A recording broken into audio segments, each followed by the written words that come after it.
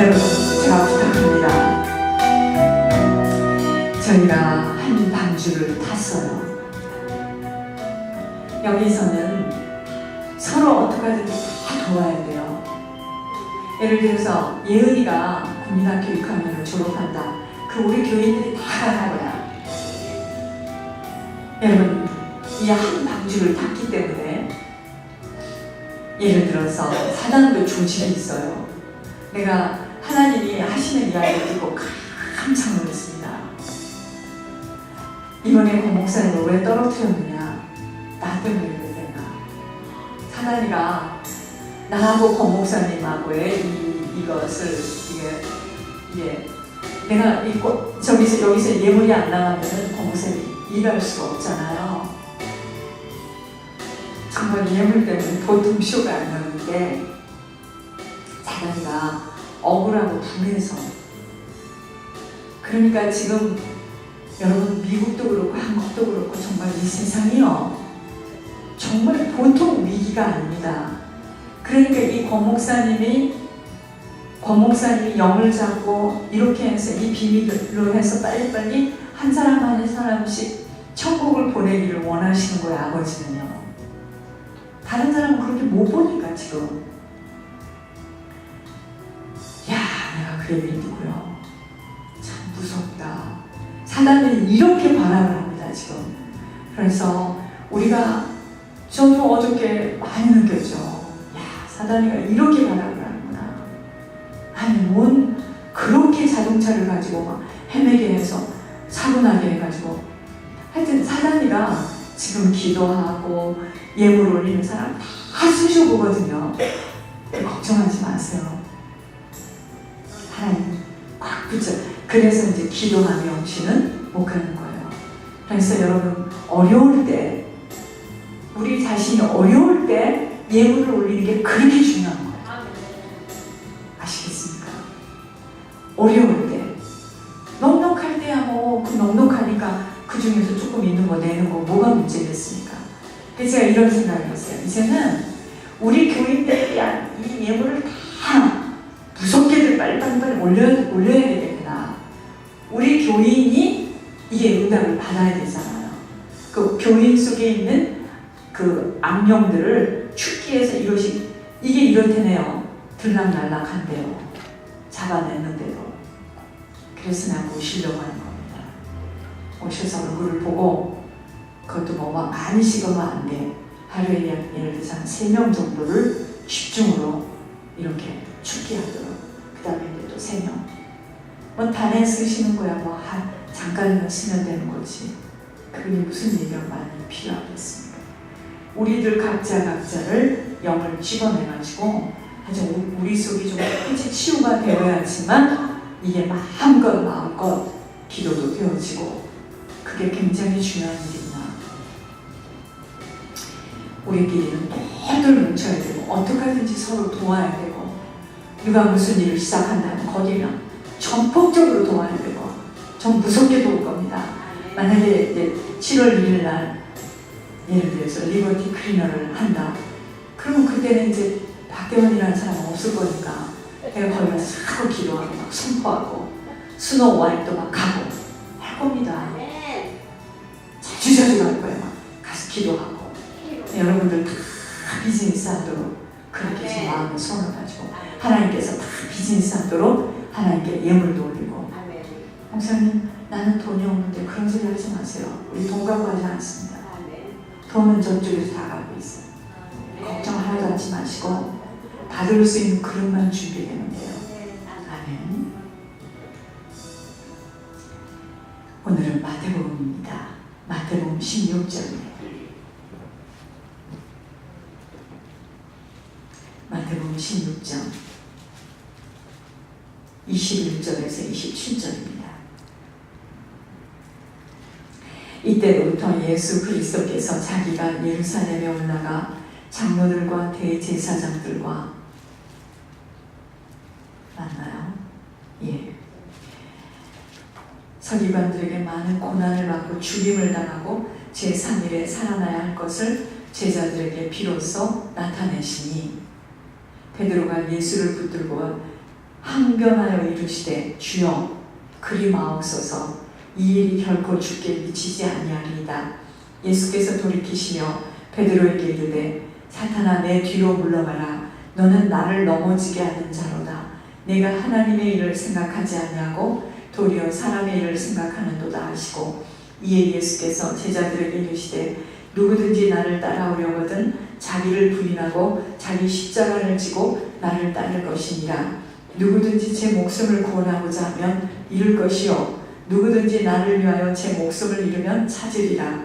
사람이 만일 온 천하를 얻고도 제 목숨을 잃으면 무엇이 유익하리요? 사람이 무엇을 주고 제 목숨과 바꾸겠느냐? 인자가 아버지의 영광으로 그 천사들과 함께 오리니 그때 각 사람이 행한 대로 갚으리라. 여러분, 오늘 제목은 우리를 괴롭히는 것들이에요. 여러분, 사단을 모르고요, 사단에 대해서 희미한 만큼은요, 내가 무엇을 하고 있으면 주님이 나를 봐주고 있다는 안도의 한숨을 쉽니다. 자, 예를 들어서 미국이요, 과거에 선교사를 많이 수출했기 때문에 하나님이 지금 미국을 그것 때문에 봐줄 수 있다고 생각하십니까? 그렇다면 지금까지 그 많은 업적을 남긴 그 훌륭하신 목사님들이 지옥에 가야 될 이유가 없습니다. 그때 그분들이 애쓰고 노력한 그걸 보아서라도 그분들을 지옥에 떨어뜨리지 않도록 봐주셔야 되고 그 이전에 유다 봐주셔야 됩니다. 제자입니다. 여러분, 이러한 생각들이 이게 칼빈의 교리예요. 내가 무엇을 하고 있기 때문에 또 내가 과거에 무엇을 했기 때문에 하나님이 나를 봐주신다는 거 절대 오해입니다. 신앙은 오늘이고 지금이에요. 오늘입니다. 지금 이 시간이에요. 그래서 사단은 자꾸 내가 무엇을 하고 있으면 주님이 나를 봐주고 있다는 안도의 한숨을 쉬게 해서 하나님의 일을 생각할 수 없도록 해요. 그것이 사단과 나를 지금 괴롭히는 겁니다. 자, 먼저 답을 말씀드릴게요. 우리를 괴롭히는 게 뭐냐면 쓴뿌리예요. 쓴뿌리. 우리를 괴롭히는 것들이 뭐냐면 쓴뿌리예요. 쓴뿌리. 이 쓴뿌리가 내 안에 견고하게 지금 진을 치고 있는데 안 보여. 그리고 이렇게 모여서 말씀을 증거하면 충만한 것 같이 말씀을 증거하면 이게 신앙이 있는 것 같이 그렇게 착각하게 만들어요. 그런데 이 쓴뿌리가 올라오게 되면 어느 날 여러분, 이러한 쓴뿌리들이 모아져서 나타나는 것이 우울증으로도 나타나고 분열증으로도 나타나는 거예요. 그것이 이제 요즘 말로 치매라는 것으로 지금 여러분 옛날에 무슨 치매라는 게 있었겠습니까? 있었겠죠. 할머니 할아버지들이 나이 들으셔가지고 막 벽에다 뭘 묻히고 이런다 막 이런 거 있죠. 그게 이제 치매인데 사단이가 우리를 괴롭히는 게 뭐냐면요, 쓴뿌리입니다. 쓴뿌리. 제가 왜 권목사님을 모셔서 여러분들을 집중으로 오늘은 이 사람, 내일은 이 사람 잡아주세요 하는 이유가 뭐냐? 우리 속에 있는 쓴뿌리예요. 그것 때문에 우리가 괴롭힘을 당하고 있습니다. 깊이 들어와 자정하고 있는 쓴뿌리들 때문에 감각이 무뎌져 있는 거예요. 결국 깊이 들어와 숨어있는 그 쓴뿌리들 때문에 머리로는 알겠는데 몸이 움직여지질 않는 거예요. 그렇게 안 하고 싶어. 그만하고 싶어요. 그런데 안 되는 거야, 이게. 쓴뿌리.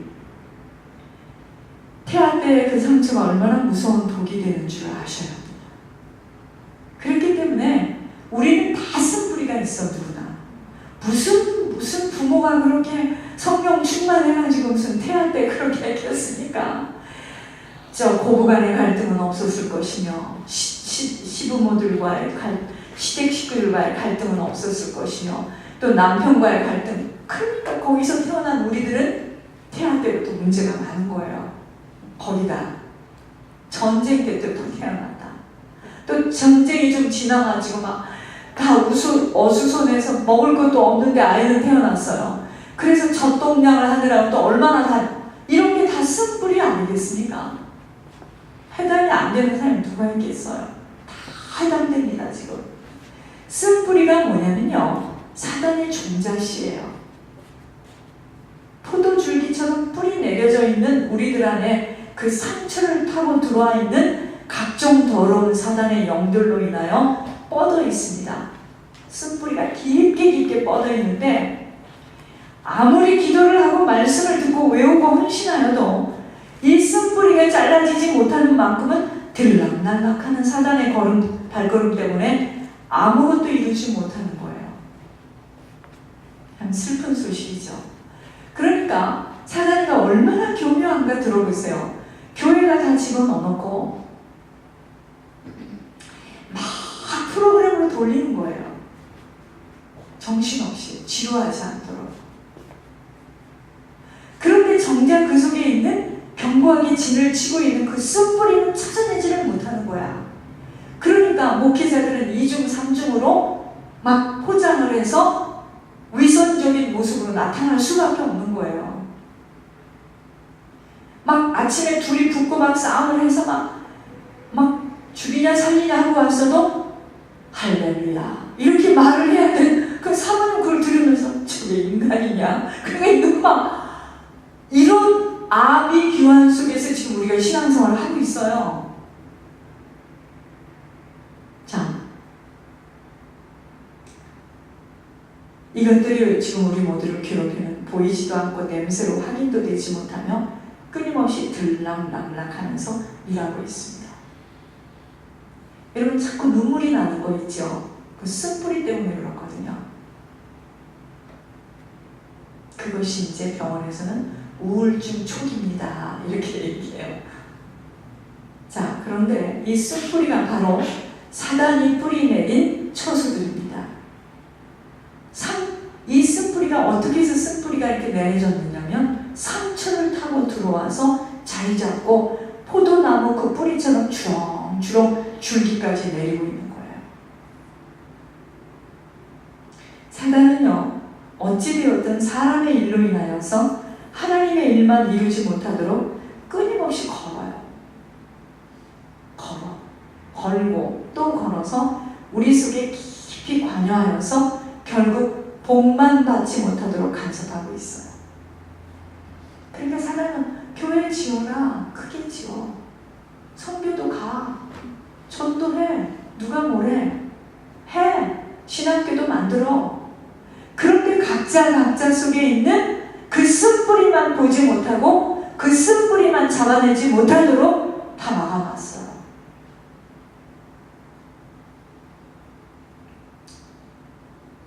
오늘 예수님은 십자가에서 죽으심으로 하나님의 일을 이루시러 이 땅에 오셨기에 죽음의 잔을 받아야 하지만 베드로는 수제자입니다. 그런 선생님이 이해가 되지 않으니까 베드로 보고 그랬잖아요. 그 전에 야, 너 나를 누구라고 하느냐. 그 전에 그랬잖아요. 사람들이 날 보고 뭐라고 하더냐. 그리고 물었어요. 선생님 보고요, 에레미야라고 하기도 하고요. 왜? 선생님이 막 이렇게 어려운 사람들을 치료도 해주고 불쌍한 사람들을 도와주니까 또 어떤 사람은 엘리야라고 하기도 하고요. 능력을 막 행하니까 아마 선생님이 선지자 중에 하나라고도 해요. 그럼 너는 나를 누구라고 하니? 그럼 물었어요. 수제자한테. 주는 그리스도시요 살아계신 하나님의 아들이시다. 지긋지긋하게 이쁘죠. 그랬더니 뭐라 하죠? 야, 너 참, 너 그거 어떻게 알았느냐? 너 그거 네 노력으로 알지 않았을 텐데. 그 말입니다. 그러면서 세 가지 축복을 주셨잖아요. 야, 너 이제 문부여 권세가 너 절대로 이기지 못하겠구나. 너 천국 열쇠 줄 테니까 이거 무조건 열어라. 또 뭐죠? 또 하나? 너 이제 네 인생 이제 반석 위에다 내가 세워주지. 그러니 베드로가 얼마나 신났겠습니까? 우쭐했겠죠. 그런데 조금 있다가 예수님이 이제 선생님께서 조금 있으면 죽으신대요. 십자가를 짊어지고 죽어야 된다.